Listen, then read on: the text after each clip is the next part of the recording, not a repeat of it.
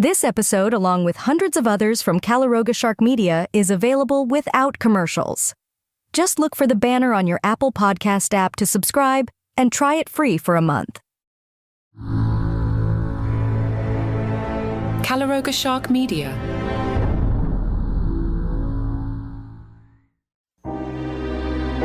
Hello, and welcome to Murder Weekly. This episode is titled Blended Betrayal.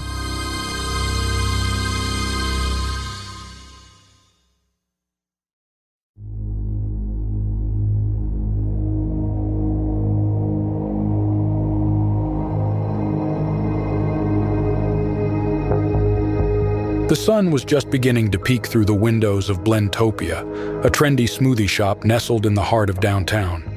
The store was known for its innovative concoctions and its loyal, health-conscious clientele. But on this particular morning, the usual buzz of blenders and chatter was replaced by an eerie silence. Detective Liam Hawkins ducked under the police tape, his eyes immediately drawn to the lifeless body sprawled across the colorful tile floor. The victim, a well-dressed man in his mid-30s, lay in a pool of what appeared to be a thick, reddish-brown liquid. The pungent aroma of overripe fruit and dark chocolate hung heavily in the air. "Well, this is a first," Hawkins muttered, carefully navigating around the sticky substance. "Never thought I'd see a murder scene that looked like a rejected Willy Wonka experiment." His partner, Detective Sarah Chen, wrinkled her nose as she surveyed the chaos. Shattered glass and splatters of the mysterious liquid covered nearly every surface. "Looks like our killer had a serious beef with the menu." The shop's manager, a visibly shaken young woman named Tessa, approached the detectives, her hands trembling. "I can't believe this is happening. Ethan was one of our regulars. He came in every morning like clockwork." Hawkins raised an eyebrow. "Ethan? You knew the victim?" Tessa nodded, her eyes welling with tears. "Ethan Montgomery. He ordered the same thing every day. A large strawberry banana, dark chocolate smoothie, no whip, extra protein boost, but..." She hesitated, glancing nervously at the other employees huddled in the corner. Chen leaned in, her voice gentle but firm. "But what, Tessa? If there's something we should know, you need to tell us." Tessa took a deep breath, her words tumbling out in a rush. "Ethan never tipped, not once, and he was always so rude, so demanding. Some of the staff, they really resented him for it."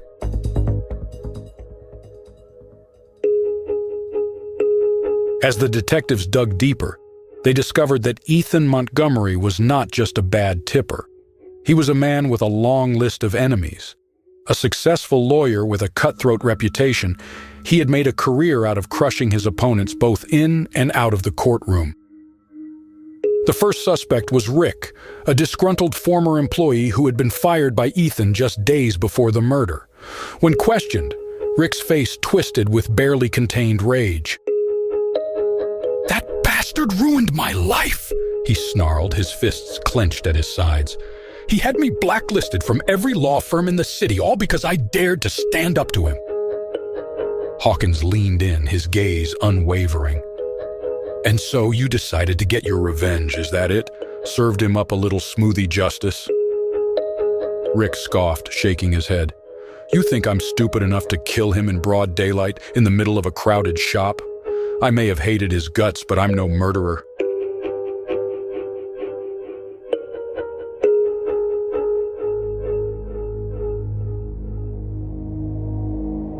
The investigation took a twist when the lab results came back on the mysterious liquid found at the scene.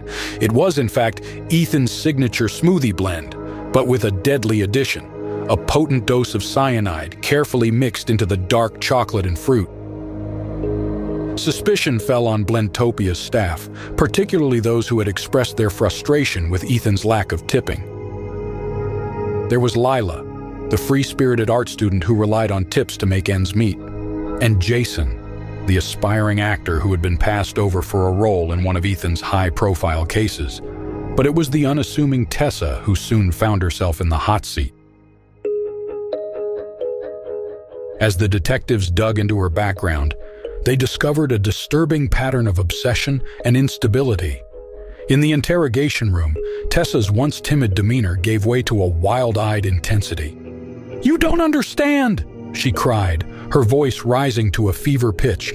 "Ethan was mine. He was supposed to be with me, but he never even noticed me, no matter how perfect I made his smoothies." Chen exchanged a glance with Hawkins, a cold realization dawning. "Tessa, did you poison Ethan's smoothie?" Tessa's laughter was brittle, verging on hysteria. "I just wanted him to see me, to appreciate me. I thought if I could make him the perfect blend, the one that would change his life, he would finally understand."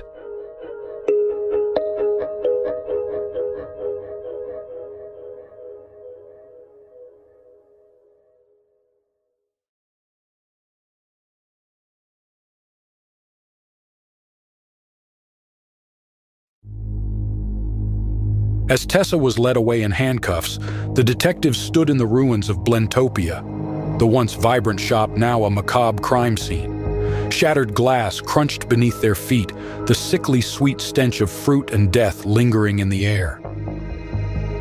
Hawkins shook his head, a wry smile tugging at his lips.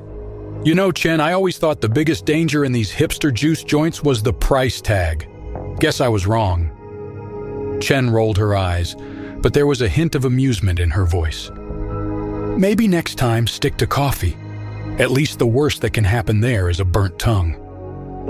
As they stepped out into the sunlight, the weight of the case heavy on their shoulders, Hawkins couldn't help but reflect on the twisted irony of it all. Ethan Montgomery, a man who had built his life on the backs of others, undone by a $7 smoothie and a broken heart.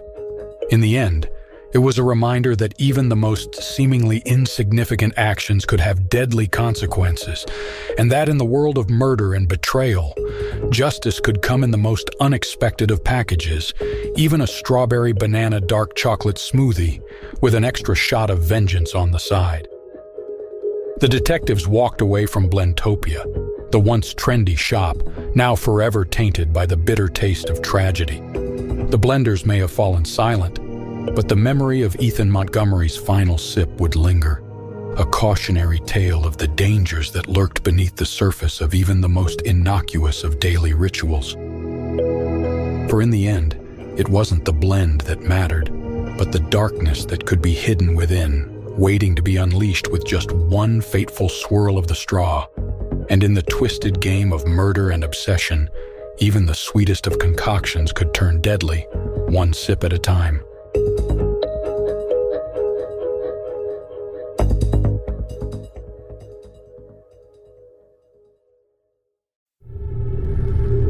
Murder Weekly is a Calaroga Shark Media production, written and hosted by Aidan I. Flanagan, produced by Mark Francis, executive producers Mark Francis and John McDermott.